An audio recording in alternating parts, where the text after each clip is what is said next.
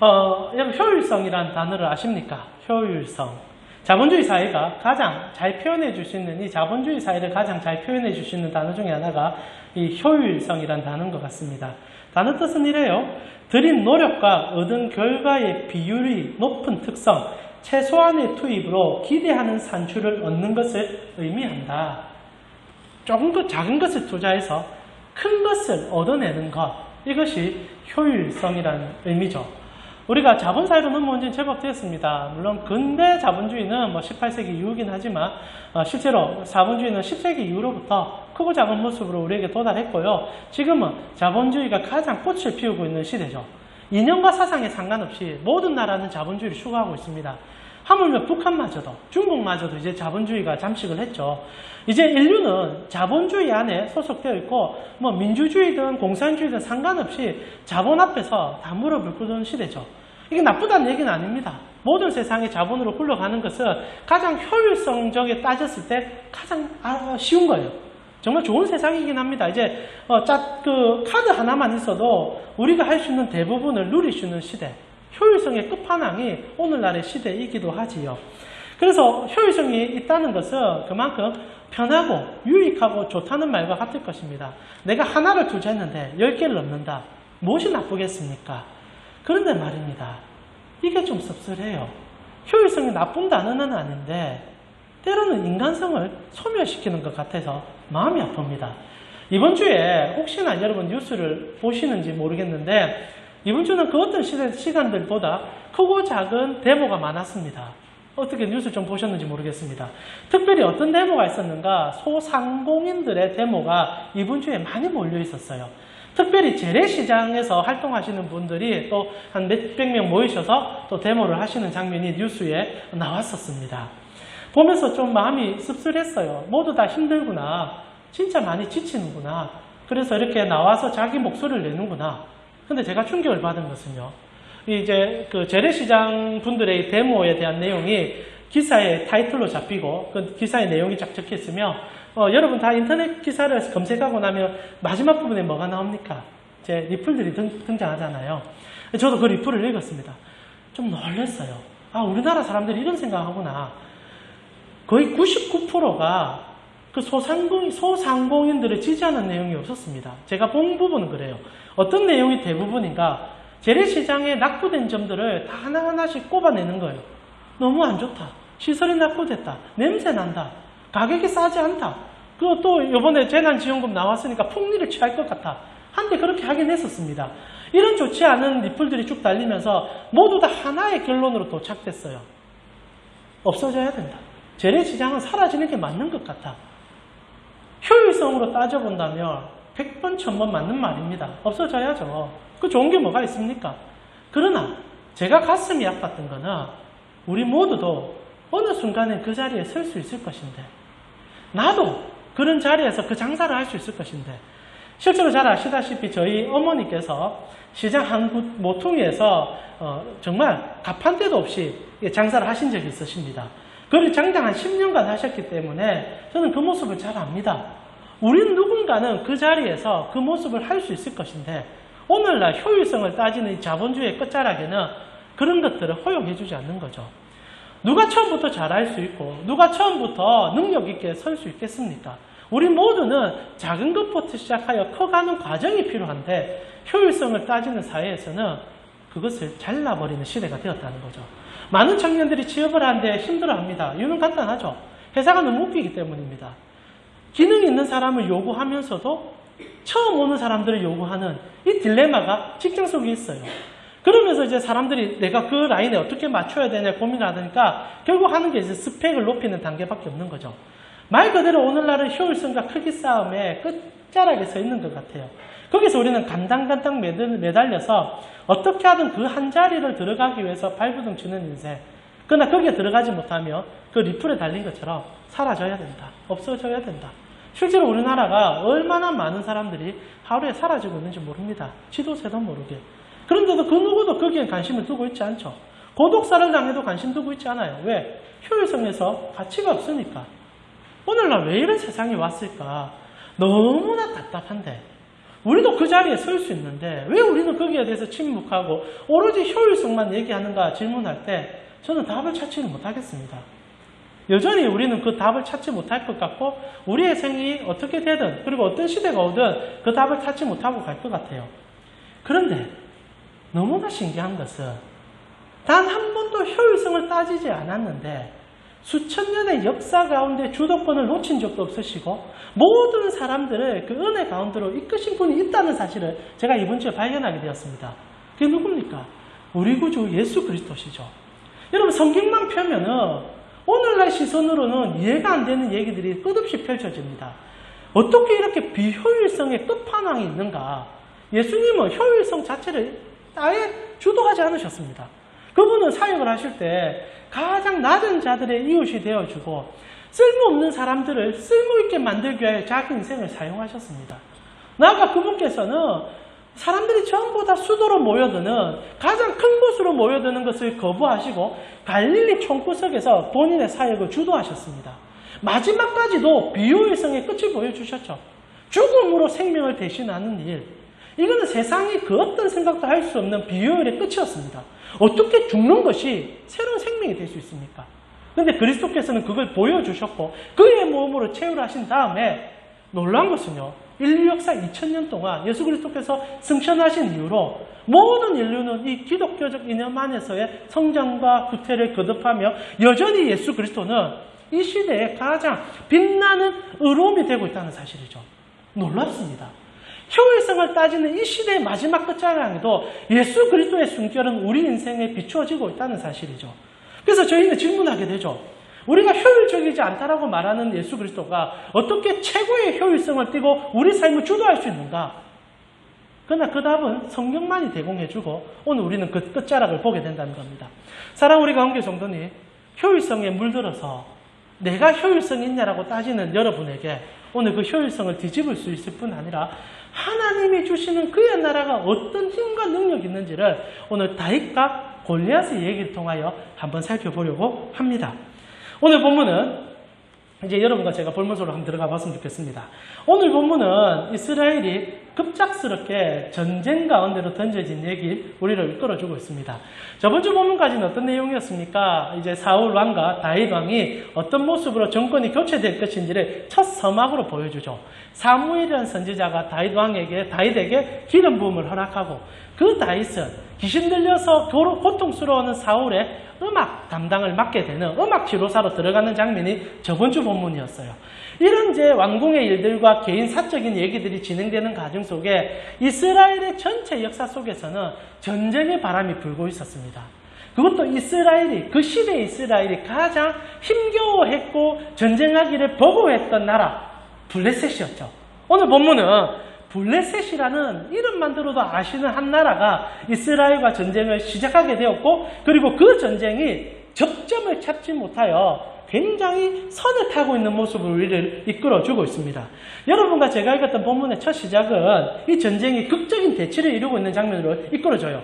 전쟁이 우열이 없는 겁니다. 참 놀라운 것은요. 이전만 하더라도 이스라엘은 블레셋에게 늘 졌어요.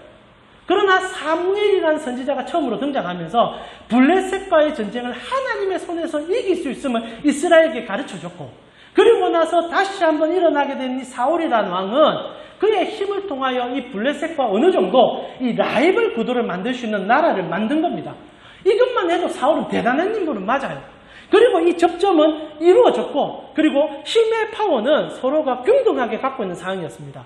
전쟁이 시작됐는데 어느 쪽이 이기는지 모르는 거예요. 첩이한 이 대치가 일어난 상황입니다. 그런데 오늘 본문은요 재밌어요. 너무 대치가 길어지고 전쟁이 소모전에 들어가니까 독특한 한 방법, 고대사에서 전쟁 때마다 일어날 수 있는 독특한 사건, 그러나 성경에서는 유일하게 다루는 사건이 터지게 되죠. 그게 여러분과 제가 읽었던 17장 4절의 사건입니다. 한 사람이 등극을 해요. 그리고 그 사람으로 인하여 이 전쟁의 평행성은 무너지게 됩니다. 우리 4절 한번 같이 읽어볼까요? 같이 읽겠습니다. 블레셋 사람의 진영에서 싸움을 도두는 자가 왔는데 그의 이름은 골리앗이요 가드 사람이라 그의 키는 6규빗 한 뼘이라. 전쟁이 대치가 되어 어떻게 되어질지 모르는데 한 사람이 등장을 한 거예요. 그리고 여러분 잠시 역사 상식 하나 우리가 읽어봐야 되는데 4절에 보면 이 고대 근동의 전장에 있어서 가장 중요한 한 맥을 적습니다. 그게 무엇이냐면 싸움을 도두는 자들이 있었다는 거죠. 성경 역사 속에서는 이 싸움을 도두는 자에 대한 얘기가 잘 없습니다. 근데 오늘 유일하게 등장을 하기 시작해요. 그러나 실제로 일반 역사만 보더라도 이 싸움을 도두는 자들의 얘기는 되게 많이 나옵니다. 특별히 여러분 이 싸움에 도두는 자가 누군가 삼국지를 보면 제일 잘 나오죠. 관우, 장비 이런 인물들입니다. 혼자 나아가서 전쟁이 딱 시작되기 전이나 아니면 전쟁이 접진점을 찾지 못할 때 대표 양부자가 나오는 거예요. 오늘날 전쟁에서는 상상도 못한 일이죠. 미사일 쏘아대는데 어떻게 누가 한 명이 났습니까? 그러나 칼과 창의 싸움이니 가장 무력이 강한 자를 앞에 세워서 둘이 1대1로 전쟁을 시킵니다. 싸움을 시키죠. 그래서 이기면 승패가 갈라지는 거예요. 기세가 달라지는 거죠. 그래서 누군가 전쟁에서 이렇게 도두는 자로 등장한다는 것은 그 나라에서 최고의 힘을 가진 자, 최고의 무력을 가진 자를 상징하는 거죠. 근데 오늘 본문에 골리앗이라는 인물이 등장했다는 겁니다. 성경이 기록하고 있는 것을 볼 때 당시 고대 근동에서 이 골리앗이라는 사람은 유명했던 것 같습니다. 오늘 성경의 기록대로 따진다면 그 누구도 범접할 수 없는 사람이에요. 나아가 오늘날 우리도 골리앗이라는 얘기를 얼마나 많이 듣습니까? 일반 역사가들 뿐 아니라 일반인들도 다윗과 골리앗의 얘기는 참 많이 하죠. 이 골리앗이 오늘 등장하면서 전쟁의 판세가 완전 꺾여버립니다. 골리앗 정말 대단해요. 오늘 성경은 뭐라고 되어 있습니까? 키가 6규빗 한 뼘이라고 되어 있습니다. 한 규빗이 이제 8개 길이거든요. 근데 6규빗 한 뼘이라 오늘날 한산 추추로 계산하게 되면 키가 얼마인가 정확하게 판단할 수는 없지만 많은 학자들은 2m 90이라고 얘기해요. 그러니까 적어도 3m 가까이 큰 사람입니다. 여러분 2m만 돼도 어마어마하지 않습니까? 제가 앞에 교회에서 사역할 때 키가 195가 되는 목사님이 계셨습니다. 와, 손으로 제 머리를 이렇게 눌리면요 제가 탁구공이 되는 느낌이었어요. 키가 크니까 서면은 주눅이 듭니다. 그 정도 커도 사람이 주눅이 되는데 3m짜리 사람은 오늘날 몰라 중국에 있는지 모르겠는데 한 번씩 보면 중국에 그래도 키 큰 사람들 있지 않습니까? 그러나 3m의 이 사람이 어마어마한 힘을 가지고 눈앞에 섰다. 이게 무시할 수 없는 일이죠. 골리앗은요 실제로 이번 갑옷의 무게도 오늘 본문에 기록이 되어 있는데 오늘날 환산으로 바꾸게 되면은 56kg 정도 된답니다. 거기다가 찰각항의 무게도 어마어마할 뿐 아니라 바로 앞에 방패 잡은 자가 서서 골리앗을 보호해주면서 그가 전쟁을 치를 수 있도록 도와주고 있다고 본문에 기록하죠. 자, 전쟁의 판세는 골리앗이라는 한 사람 때문에 무너지기 시작합니다. 이가 소리치죠. 딱 하나만 외칩니다. 나하고 한 명 붙어서 만약 내가 지면 내가 너희의 종이 되어주고 너희가 지면 우리의 종이 되어주라. 그러나 누구도 그 앞에서 말을 못하는 거죠. 전쟁은 적정직입니다. 전쟁은 힘의 우위를 가릴 수 없는 상황에서 골리앗이라는 튀어나온 한 인물 때문에 전쟁은 이스라엘의 패배로 끝날 그 상황을 만끽하고 있다는 거죠. 참 독특한 상황이고 안타까운 상황입니다. 어떻게 전쟁이 한 사람 때문에 이렇게 좌지우지될 수 있냐고 질문하지만 실제로 오늘날 우리의 사회가 그리하다는 것을 알기 때문에 한 사람의 힘으로 모든 것이 좌우될 때가 너무 많기 때문에 골리앗의 얘기는 남의 얘기가 아닐 수 있죠. 근데 여기서 말입니다. 이제부터 우리는 성경적인 질문이 들어갑니다. 싸움을 도두는 자가 등장한 전쟁은 고대 근동에 참 많았습니다. 근데 왜 성경 저자는 오늘 이 다윗과 골리앗이라는 이 제목을 끄집어내면서 사울과 다윗이 왕권을 교체하는 그리고 다윗이라는 사람이 기름 부음을 받은 그 핵심적인 상황 속에서 이 골리앗을 왜 끄집어내었냐는 거죠. 성경은 모든 얘기를 다 적지 않습니다. 그러나 중요한 얘기들은 꼭 기록하는 것들이 있고 그것은 신앙적인 얘기들이라는 것을 여러분 잊지 않을 때 이 골리앗의 등장은 무언가 하나님의 내면에 깊숙이 숨겨져 있는 소리가 있다는 거예요. 단순히 다윗 왕을 돋보이기 위해서 썼을까? 그건 아니라는 거죠. 실제로 이 골리앗의 등장은 이스라엘이 추구했던 그들의 삶의 방향의 마지막 정점의 모습이기 때문입니다. 실제로 이스라엘은 골리앗이 되고 싶었던 거예요. 그리고 하나님은 그 골리앗을 보여줍니다. 이걸 어떻게 알 수 있냐고요? 이스라엘이 지금까지 그리 했기 때문이죠. 여러분 우리가 말씀을 앞으로 한번 돌아가 봅시다. 이스라엘이 지금 전쟁을 치르는데 사울이라는 왕이 있기 때문에 그래도 어느 정도 전쟁이 균형을 이룰 수 있는 상황은 온 건 맞습니다. 그럼 이 사울이라는 왕을 이스라엘 백성들이 왜 뽑았을까? 그들의 첫 요구를 우리가 찾아볼 필요가 있어요. 여기에 지금 골리앗의 등장 이유가 등장하기 시작합니다. 자, 사무엘상 8장 20절에 보니까 이스라엘 백성들이 처음에 왕이 없었어요. 하나님을 왕 삼아서 모든 전쟁에서 주님을 의지하여 이겼던 전쟁들을 경험했던 자들입니다. 근데 어느 날 갑자기 이들이 뜬금없는 요구를 하나 해요. 그게 8장 20절이죠. 우리 같이 한번 읽어볼까요? 8장 20절입니다. 앞에 떠있고 여러분 주보에 있을 겁니다. 같이 읽겠습니다. 우리도 다른 나라들 같이 되어 우리의 왕이 우리를 다스리며 우리 앞에 나가서 우리의 싸움을 싸워야 할 것이다 하는지라. 왕을 요구한 사항은 딱 단순한 거예요. 우리 대신 좀 싸워줄 사람이 필요하다. 언제나 고대 근동엔 전쟁이 치열했고 그 전쟁이 터질 때마다 우리가 전부 나가서 싸우려니까 너무 힘들다. 힘있고 강한 사람 한 명이 서서 우리를 좀 주도해주고 그리고 정말 싸움이 제대로 이루어지지 않을 때는 그가 치고 나아가서 우리 대신 좀 싸워줄 수 있는 사람이 있었으면 좋겠다. 이게 왕을 요구한 첫 번째 조건이었습니다. 다른 어떤 것이 아니에요. 전쟁에서 싸워줄 수 있는 첫 번째 사람. 그래서 뽑힌 사람이 사울이에요. 그래서 성경이 사울을 묘사할 때 중요한 한 가지 포인트를 다룹니다. 그게 10장 23절이죠. 사울이 왕이 됐을 때 성경은 이렇게 얘기해 줍니다. 그들이 달려가서 거기서 그를 데려오매, 기억나시죠? 행구밭에 사울이 숨어가지고 왕 안 되려고 할 때, 근데 데려왔는데 성경이 이렇게 묘사해요. 그가 백성중의 손이 다른 사람보다 어깨 위만큼 컸더라. 적어도 2m 정도 된 것 같아요. 그러니까 이스라엘 가운데서는 사울보다 큰 사람이 없는 거죠. 말 그대로 오늘 설교 제목입니다. 크기 싸움 중에 사울이 최고였다는 거예요. 그리고 그가 앞에만 서면은 블레셋이 아무리 커도 2비대는 안 됐던 거예요. 그러니까 사울이 서 있는 것만으로도 전쟁을 주도할 수 있는 느낌. 오늘날로서는 웃긴 일이지만 이게 3,000년, 4,000년 전 고대 근동의 얘기라면 충분히 이해가 되는 상황 아닙니까?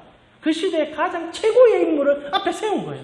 그리고 그들은 그 사울로 인하여 승승장구했습니다. 아말렉과의 전쟁에서 이겼고 그리고 또 다른 수많은 전쟁에도 사울은 2m의 키를 가지고 그들을 압도해 나갔습니다. 근데 오늘 와장창 깨졌죠. 왜요? 자기보다 더 큰 사람이 눈앞에 나타났으니까. 있을 줄 몰랐어요. 키가 3m 되는 사람들이 여전히 남아있을 줄 몰랐어요. 그런데 뜬금없이 골리앗이라는 인물이 척척척 걸어오는 순간 사울은 고양이 옆에 쥐가 돼버린 거예요. 3m의 키를 2m가 어떻게 이깁니까? 문제는 이것이 우리의 인생의 전쟁이라는 거예요. 내가 조금만 더 크면, 내가 조금만 힘이 있으면 누구를 압박하고 이길 수 있는 상황. 그래서 모두도 크기를 키우기 위해서 달려가는 세상. 근데 안타까운 게 뭔지 아십니까? 이 모든 현상을 누가 만들었느냐? 이게 이스라엘의 솜씨였다는 게 문제입니다. 이스라엘이 지금 사울과 골리앗이라는 이 접점점을 만든 것은 그 이전에 적어도 400년 전에 한 사건으로 인해서 이 사건이 시작됐다는 것을 여러분 안다면 우리 신앙을 다시 점검해 볼 필요밖에 없다는 답이 나올 것입니다. 여러분 골리앗이 왜 등장한 줄 아십니까? 그것은 이스라엘이 만든 하나의 포인트 때문이었어요. 여러분 이스라엘이 처음으로 가나안 땅에 들어갔을 때 하나님은 그들과 함께 해주시면서 이스라엘에 있는 그 모든 진영들을 가나안에 있는 모든 진영들을 파할 수 있는 능을 주셨습니다. 그리고 전쟁을 치르면서 하나님은 그들을 적극적으로 도와주셨어요. 근데 사사기로 넘어와서 이 정복전쟁이 끝날 무렵에 독특한 일들이 일어나기 시작합니다. 이스라엘 백성들이 효율성을 따져요. 크기 싸움이 시작됐고 효율성을 따지기 시작합니다. 하나님의 명령이 주어졌어요. 신앙인들 잘 들으세요. 신앙인들은 하나님의 명령이 주어지면 효율성과 크기를 따지면 안 됩니다. 언제나 모든 것에서 주님의 명령이 우선돼야 돼요. 그런데 히브리인들이 전쟁 끝바기에 모든 전쟁을 다 이기고 나니까 눈에 뭐가 보이기 시작했느냐? 하나님이 사라지고 자기 인생의 크기와 효율성이 나오기 시작했어요. 그리고 나서 처음으로 어떤 일이 생기느냐? 사사기 1장 18절입니다. 여러분 주보에도 있습니다. 유다가 또 가사 및 그 지역과 아스글론 및 그 지역과 에글론 및 그 지역을 점령합니다. 이 지역이 뭐냐? 블레셋의 다섯 도시예요. 지금 골리앗이 등장한 이 지역을 400년 전, 440년 전에 이스라엘 백성들이 점령을 했어요. 다 점령했어요. 그리고 하나님께서 진멸하라 명령했기 때문에 이 다섯 도시의 모든 백성들을 없애고 하나님께서 주시는 그의 나라를 이루어야 되는데 이들이 무엇을 시작했는가? 그들을 남겨둡니다.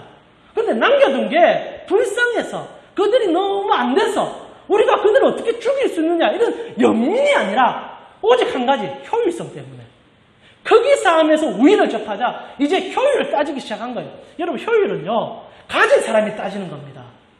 그런데 우리가 그게 다 속아요. 효율성은요 있는 사람이 무기예요. 여러분 대기업들이 여러분에게 모든 것들을 앗아갈 때 가장 좋은 말이 뭔지 압니까? 국가가 이래야 살 수 있다. 이래까지 더 나가면 제가 또 빨간 링크를 달아야 되기 때문에 더 들어가진 않겠는데 자 어떤 일이 생깁니까? 사사기 1장 28절 우리 한번 읽어볼까요? 우리의 마음에 있는 생각일지 모릅니다. 사사기 1장 28절 같이 읽겠습니다. 이스라엘이 강성한 후에야 가나안 족속에게 노역을 시켰고 다 쫓아내지 아니하였더라. 우리 사사기 설교할 때도 한번 나눴지만 효율성이 등장한 거예요. 땅을 차지했습니다. 광대한 땅을 차지한 거예요. 이스라엘이 감당할 수 없는 땅을 드디어 하나님이 줘버렸습니다. 그러자 이들이 어떻게 해야 됩니까? 이제 여기서 하나님을 의지해서 농사 지어가면서 천천히 성장하면 되는데 이게 너무 아까운 거예요. 지금 눈앞에는 우리에게 지는 바람에 남아있는 종들이 있는 거예요. 인력 인력이 있는 겁니다. 하나님은 분명히 그걸 제거하라 그랬어요. 우상을 제거하고 우리 속에 쓴뿌리를 제거해라. 근데 이스라엘이 어떤 선택을 하느냐? 놔두면 좋은데 저거 두면 이용할 수 있는데 저거 공짜로 뿌려먹을 수 있는 인력인데 그래서 다 살려뒀습니다. 그게 블레셋의 다세 군주였어요. 그리고 그들을 힘이 강해지니까 노동력으로 사용했는데 그 힘이 언제까지 갑니까? 여러분 크기 싸움은요 뒤집어지면 내가 죽어요. 그게 가장 무서운 겁니다. 드디어 뒤집어졌고 블레셋은 이스라엘을 압도하는 힘을 가지기 시작했고 그리고 드디어 마지막 끝판왕 골리앗이 등장하게 된 거죠. 드디어 이스라엘은 그 어떤 전쟁에서도 이길 수 없는 상황을 맞이하게 됩니다. 어떻게 3m짜리 인간을 이깁니까? 그러나 이것이 이스라엘의 첫 수부터 시작됐음을 여러분 잊지 않는다면 이 땅에 당하는 우리의 모든 고통은 그리스도인들의 잘못된 패착으로 당하는 고통임을 다시 한번 생각해 볼 수도 있을 것입니다. 실제로 믿음의 사람들이 믿음으로 살았다면 오늘날 같은 이게 크기의 싸움과 효율성 싸움이 시작됐을까요? 누군가가 하나님 때문에 버리는 사람이 있고 누군가가 하나님 때문에 희생한 사람들이 있다면 세상은 알아요. 눈치 봅니다. 눈치 봐요. 여러분 우리가 왜 하나님의 피조물들인 줄 압니까? 바른 일, 선한 일이 있으면 두려워해요. 희한하게 우리는 바른 사람을 보면 무서워해요. 힘으로 억압해도 그 바른 사람은 결국 이기게 돼 있어요. 근데 문제가 언제 생겼느냐? 바람이 없어진 거예요. 모두 다 효율성을 따지기 시작했고 그리스도인들마저도 효율성 늪에 빠져버리니 골리앗이 만들어지기 시작하는 거죠. 절대 권력이 형성되는 거죠. 그리고 그 권력은 우리 모두를 억압하기 시작한다는 겁니다. 오늘날 우리의 인생을 한번 돌아봅시다. 우리 모두 크기 싸움에 던져져 있고 효율성의 싸움에 파묻혀 있지 않습니까? 어느 누구도 여기서 자유롭다 말할 수 없을 겁니다. 제가 설교를 시작하면서 나눴지만 오늘날 시대는 참 눈물겹습니다. 효율성에 떨어진 인생들은 그 누구도 관심을 가져주지 않습니다. 여러분 21세기에 넘어와서 가장 아픈 뉴스가 뭔지 아십니까? 고독사예요. 고독사. 모두 다 홀로 죽고 있습니다. 여러분 3, 40년 전에 이런 일이 없었어요. 그러나 핵가족화되었고 가정이 다 붕괴되는 상황 속에서 지금 우리의 주위에서는 혼자 쓸쓸하게 죽어가는 사람들이 너무 많습니다. 그러나 국가나 우리가 신경 써주는 줄 압니까? 왜냐하면 그들은 효율성에서 떨어지니까. 관리는 해줍니다. 어떻게 되어가는지는 알아요. 그러나 근원적인 혜택은 줄 수가 없는 상황 아닙니까? 오늘날 우리가 효율성을 따지다가 결국 효율성의 막바지에 도달하고 있어요. 여러분 지금 현대사회가 얼마나 무서운 사회인 줄 압니까? 지금 우리 4차 혁명 얘기가 선거 때 한번 반짝하다 지금 안 나오고 있는데 생각보다 4차 혁명이 여러분 속에 깊숙이 들어왔습니다. 요즘 아시다시피 좋은 차들은 맞죠? 자기 운전 안 해도 됩니다. 목표 지점까지 잘 가줍니다. 앞으로 모든 기계에 AI가 다 들어가게 될 것이고 여러분의 일을 대신하기 시작할 겁니다. 여러분 혹시나 들어보셨습니까? 일본에는 스님도 AI를 만들었습니다. 그래서 버튼만 누르면 스님이 복을 빌어줘요. 와, 좀 있으면 AI 목사도 나올 겁니다. 여러분, 강 목사의 설교, 목소리 패턴도 좋지 않은데, 여러분 생각해 보세요. AI 목사가 등장해서 막 수천 편의 설교를 수만 편의 설교를 그 안에 녹여서 그것으로 통하여 본문 자체를 잘 주의해내는 AI 목사. 그래서 그 AI 목사가 여러분에게 설교를 하며 정말 탁월한 신학적인 얘기들을 쏟아내는 거예요. 거기다가 여러분이 필요한 기도 제목을 얘기하면 AI 목사는 그 기도에 맞는 본문을 읽어주면서 기도해 줍니다. 자, 어느 날 목사도 AI로 대체될지 모르고 종교신도 AI로 대체될지 모릅니다. 그럼 뭐가 남습니까? 여러분, 진짜 무서운 세상이 오죠. 그래서 국회에 실제로 이제 생각 있는 사람들은 여기에 대해서 대책들을 얘기합니다. AI도 세를 걷어야 된다. 그래서 모든 사람들에게 복지로 돌려주자. 그러면 뭐합니까? 모든 꿈이 거세돼 버리는데. 여러분, 인간이 왜 인간인지 압니까? 자기의 꿈을 추구할 수 있기 때문에. 여러분, 밑바닥에서 시작해도 내가 하고 싶은 걸 할 때 인간은 행복한 존재예요. 근데 여러분, 효율이란 말이 왜 무슨지 압니까? 그거를 잘라버려요. 모두 다 가장 잘 만들어져 있는 곳에 꽂아 넣어서 거기에 부품이 되어 돌아가게 만들다가 부품마저도 쓸모없으면 버려버리는 게 효율성이에요. 현대사회가 딱 그렇지 않습니까? 여러분의 직장이, 여러분의 사업이 언제까지 유지될 거라고 생각합니까? 실제로 지금 우리는 풍전등하에 서 있는 촛불보다 못한 존재들이에요. 그런데 몰라요. 그러면서도 제가 말씀드린 리플처럼 나는 괜찮으니까 너는 죽어라라고 리플을 달고 있습니다. 이게 우리의 한계성이죠. 돈이라는 한 가치가 우리를 어떻게 뭉거뜨리고 있는지를 여실없이 보면서도 대책과 방안은 하나도 없는 시대. 우리는 지금 골리앗 앞에 섰습니다. 4차 혁명이라는 골리앗 앞에 섰고 인류혁명이라는 골리앗 앞에 섰습니다. 여러분, 혁명이라는 단어가 좋은 것 같죠? 그때는 얼마나 많은 사람들의 자살과 눈물 위에 세워진 혁명인지를 여러분 역사 속에서 발견한다면 이거 살 떨려야 돼요. 여러분, 산업혁명이라는 게 있었습니다. 그리고 뭐 여러 가지 전기혁명 여러 가지 있지만 특별히 영국에서 산업혁명이 처음 시작됐을 때 모든 그 배터리 기계, 이렇게 옷을 짜는 기계들을 전기기관으로 다 바꾼 적이 있었습니다. 그리고요, 영국의 수많은 노동자들이 자살했어요. 일자리를 잃고 가정이 파탄되니 살 소망이 없어서 다 죽는 일들이 있었습니다. 그 피해의 역사의 혁명으로 기록하여 뭐라고 얘기합니까? 산업혁명의 꽃을 피웠다라고 얘기하죠. 근데 이게 계속 반복돼요. 오늘날도 지금 반복되고 있습니다. 소망이 있습니까? 여러분, 돈 조금 내 주머니에 들어온다요. 그게 소망이라 얘기하면 안 돼요. 사람이 지금 꿈을 거세당하고 있습니다. 무엇을 해야 될지 모르고 모든 것을 해결화되고 있어요. 오늘날 청년들에게 꿈은 딱 하나입니다. 공무원. 이런 사회가 이때까지 있었던가요? 어떻게 하든 공무원 되고 싶어하고 어떻게 하든 공직사회로 들어가고 싶어합니다.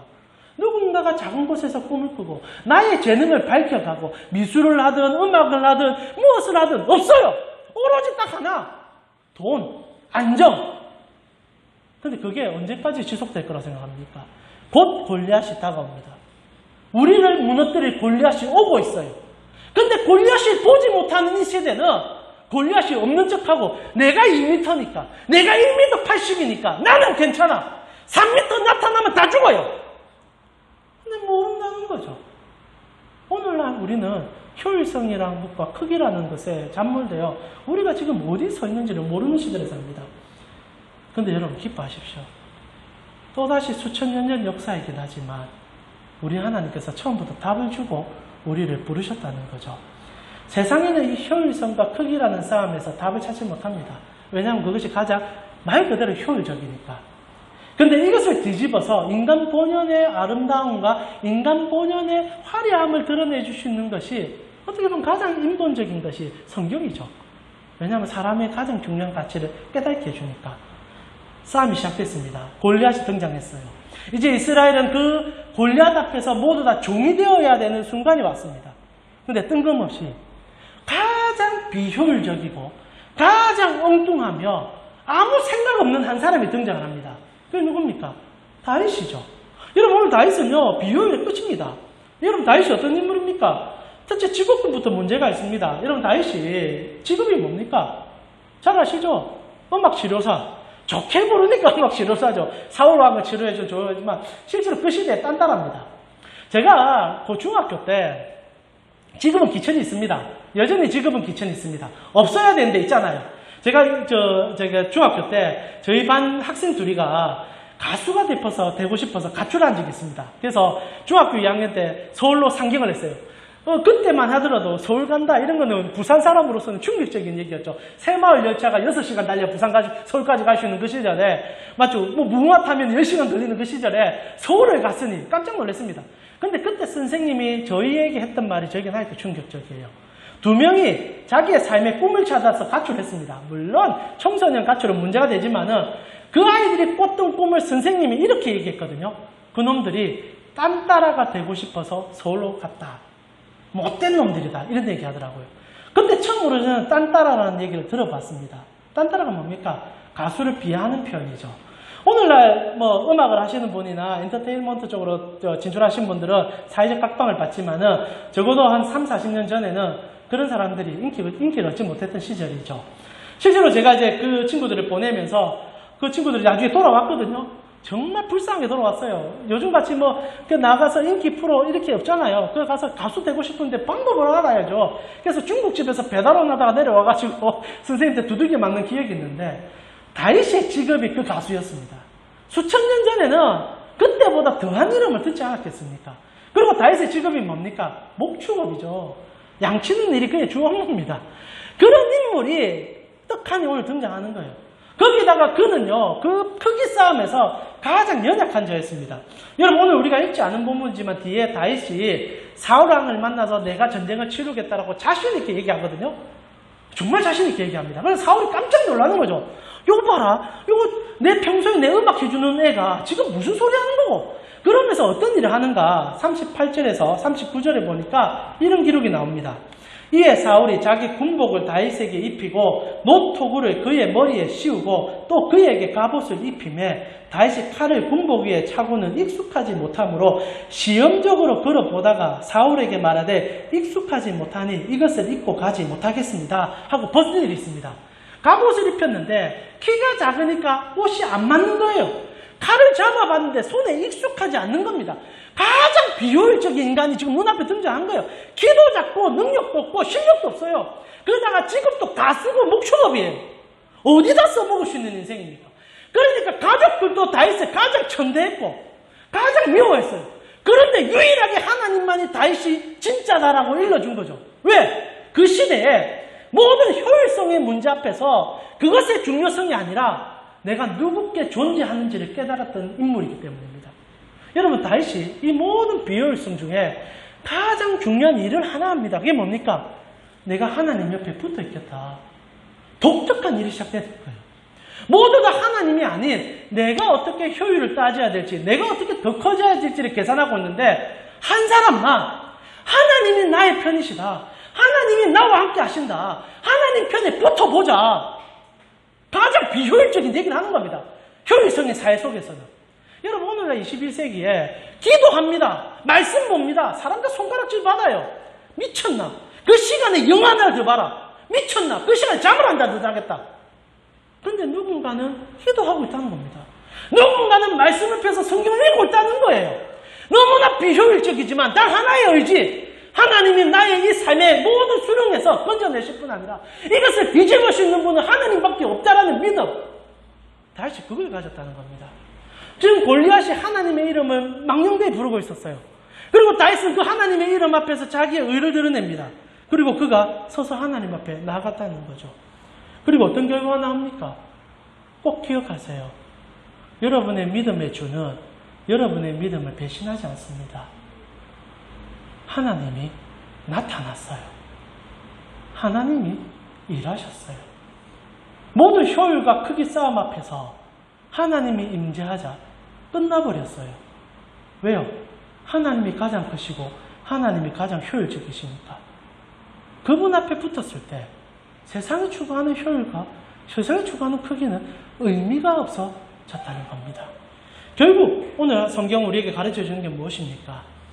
하나님 앞에 서 있는 자들이 이 땅에서 가장 비효율적인 행동을 통하여 효율성을 뒤집어 인간의 본연의 살아있음을 보여줄 수 있다는 겁니다. 여러분, 오늘날 또 다윗이 필요합니다.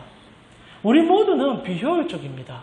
여러분, 솔직하게 지금 여러분 부산시에 사시잖아요. 벌써 비효율에 앞장서고 계십니다. 제가 신학대학을 다닐 때 우리 허준 선생님도 신학대학 다니셨지만 저희 동기들이 가장 많은 얘기를 했던 것 중에 하나가 무엇이냐면 서울로 오라는 거였어요. 저보고 서울 좀 오라고 그랬어요. 물었어요. 저는 부산에 대한 사역에 대한 비전들이 좀 있어서 왜 서울로 가야 되냐? 정확합니다. 효율과 크기 때문입니다. 형님, 올라오셔야 필드가 넓어집니다. 형님, 올라오셔야 나중에 일하기가 편합니다. 하나님의 은혜, 하나님의 영광은 없어요. 모두 다 효율성을 얘기했습니다. 맞아요. 그리고 그 효율성이 맞다는 걸 제가 지금도 피부로 느낍니다. 여러분 주위를 한번 돌아보세요. 교회 얘기를 하겠습니다. 제가 목사니까. 보통 담임 목사님들 청빙받을 조금 교회가 규모가 크면 뭘 따집니까? 그분의 영성, 그분의 신학 아니에요. 효율성과 크기를 따집니다. 어느 지역에서, 어느 교회에서 어디로 갔는지. 부산은요 대부분 서울에서 큰 교회 목사님들을 불러옵니다. 그럼 서울은 어떤지 압니까? 적어도 런던, 뭐 독일, 이탈리아 이런 데서 신학하시는 분들 불러옵니다. 그러면 그런 지역은 어떻게 합니까? 오히려 그런 지역에서는 진짜 영성 있는 분을 담임 목사님 뽑더라고요.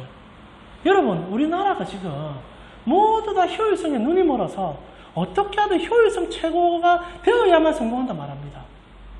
그래서 지금 우리가 필요해요. 우리 가온교회가 필요하다 이 말입니다. 우리 효율성이 없어요. 우리는 적어요. 우리는 모든 것이 부족해요. 그러나 우리는 단 하나 압니다. 하나님이 우리와 함께 하신다. 우리가 왜 엎드립니까? 이 모든 상황이 하나님이 답이 될 걸 아니까. 여러분의 가정과 여러분의 직장을 고민해 보십시오. 언제까지 효율성으로 싸우려고 합니까? 여러분 댓글 다는 그 청년들이 그 댓글 다는 자기 인생 가운데 자기는 효율적이냐고 자기 스스로 물어본다며 그런 답글 못 써요. 근데 왜 우리가 그걸 못 봅니까? 하나님이 없으니까 세상은 우리로 눈을 멀게 합니다. 그러나 다윗이 하나님 보는 순간 효율의 벽을 넘어서 크기의 벽을 넘어서 모든 것의 주권자이신 하나님을 보았다 이겁니다. 여러분 가정에서 우리가 왜 엎드려야 되는 줄 아십니까? 여러분이 왜 삶의 은혜 가운데 던져줘야 되는 줄 아십니까? 그것은 우리 구 예수 그리스도께서 비효율을 효율로 바꿔주시는 유일한 분이기 때문입니다. 말씀을 마지막으로 읽어보면서 우리 같이 오늘 설교 가운데로 나아갔으면 좋겠는데 마무리했으면 좋겠는데요. 예수님께서 정말 우리에게 부탁하는 게 있습니다. 제발 그 효율이라는 것과 크기라는 것에 속지 말고 참된 효율과 참된 크기가 무엇인지를 깨달아는 거죠. 그게 마태복음 6장에서 예수님께서 목이 터져라 우리에게 외쳤던 소리입니다. 한번 같이 볼게요. 마태복음 6장 26절에서 34절입니다. 세 번역 성경으로 제가 띄어놨는데 한 절씩 교독하고 오늘 말씀 마무리할게요.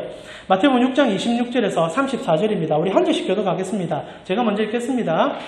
공중의 새를 보아라. 씨를 뿌리지도 않고 거두지도 않고 곡반에 모아들이지도 않으나 너희의 하늘 아버지께서 그것들을 먹이신다.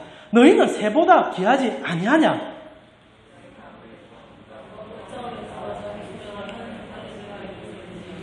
어찌하여 너희는 옷 걱정을 하느냐? 들의 백합화가 어떻게 자라는 걸 살펴보아라. 수고도 하지 않고 길쌈도 하지 않는다.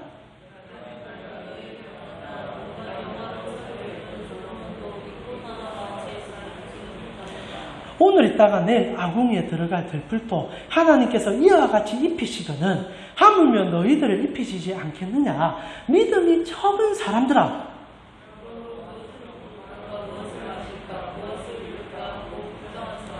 이 모든 것은 모두 이방 사람들이 구하는 것이요 너희의 하늘 아버지께서는 이 모든 것이 너희에게 필요하다는 것을 아신다.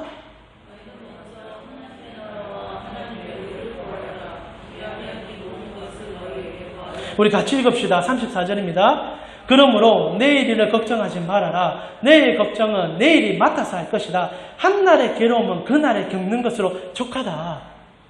여러분 효율성을 쫓아 크기 싸움에 매몰될 것입니까? 아니면 오히려 비효율적인 것 안에 하나님을 의지함으로 던져지기 원합니까? 말씀 마무리하면서요. 이번 한 주를 살아가는 여러분에게 세 가지 부탁을 좀 드리고 싶습니다. 우리 이번 주 비효율적으로 한번 살아봅시다. 정말 비효율적으로 살아봅시다. 그래서 첫 번째, 여러분 기도하세요. 기도하세요. 세상은 기도하는 시간을 비효율적으로 여깁니다. 근데 우리 아이러니가 뭔지 압니까? 드라마 한 판은 보는데 기도 10분은 못한다는 거예요. 우리는 정말 비효율적인 삶을 살고 있습니다. 거의 우리 시간에 한 30-40%는 비효율의 끝이에요. 거기에 가장 비효율적인 걸 해봅시다. 기도하세요. 기도 노트 작성하시고 10분이든 20분이든 하나님 앞에 서세요. 하나님의 영광을 맛보시는 유일한 통로는 기도밖에 없습니다. 목소리 터져라 매주 말하고 있습니다. 여러분 다 그리 기도하고 있을 것도 알기 때문에 아는 상황에 한 번 더 강조하는 것을 이해해 주십시오. 비효율적인지 모르지만 하나님 앞에 가장 효율적인 것은 기도입니다. 그리고 두 번째, 성경을 펴세요. 수많은 매스메디어가 우리의 눈과 귀를 자극하고 있지만 가장 비효율적인 성경을 보는 사람들이 잘 없습니다. 여러분, 한 주에 지금 각오하셔야 돼요. 내가 비효율적으로 살아보겠다. 기도의 비효율성, 성경의 비효율성으로 내가 들어가겠다. 성경을 의도적으로 펴셔야 합니다. 비효율로 여러분의 삶을 던지셔야 해요. 그래야 진짜 효율성을 맛보는 겁니다. 그리고 마지막으로 삶의 시간을 가장 비효율적인 것에 쓰세요. 내 이웃을 위해서 쓰세요. 하나님이 어디 계신지 압니까? 내 이웃에게 계십니다. 저희 가운교회 식구들 가운데도 우리가 참 서로 연락을 잘 안 합니다. 우리 참 많이 연락하잖아요. 때로는 문자 한번 주고받으시는 상황도 있을 건데 우리는 효율성을 따지는 것 같아요. 나도 만날 사람이 얼마나 많은데 내가 지금 세상 속에서 할 일이 많은데 아니면 나 아직도 부담스럽고 좀 그래서 연락 안 할 수도 있다 생각합니다. 그래서는 안 돼요. 비효율성 가운데 하나님의 역사가 임합니다. 오히려 이것을 내가 하기 싫으니까 해보세요. 이번 한 주는 좀 힘들어하는 지체에게 문자 한 통 보내보세요. 굉장히 비효율적이지만 거기 하나님의 사랑이 깃든다는 겁니다. 말씀 마무리하면서 다윗이 했던 3가지 비효율인지 모르겠어요. 그는 그 시대에 딴따라였고 그리고 목축업자였고 기도 잡고 아무것도 내보지 못하지만 세상에 하지 않는 가장 비효율적인 3가지를 했던 겁니다. 기도했고요. 말씀 읽었고요. 그리고 하나님의 말씀대로 살려고 했어요. 그리고 다윗이 골리앗을 이기게 됩니다. 왜냐하면 하나님이 이기게 해주니까. 이번 한 주 다시 한번 부탁드립니다. 비효율적으로 사세요. 기도하시고 말씀 보시고 연락 한번 하세요. 그랬을 때 하나님의 은혜가 여러분 속에 분명히 나타나게 될 것입니다. 이제 우리 같이 한번 찬양 드릴까요? 원하고 바라고 기도합니다.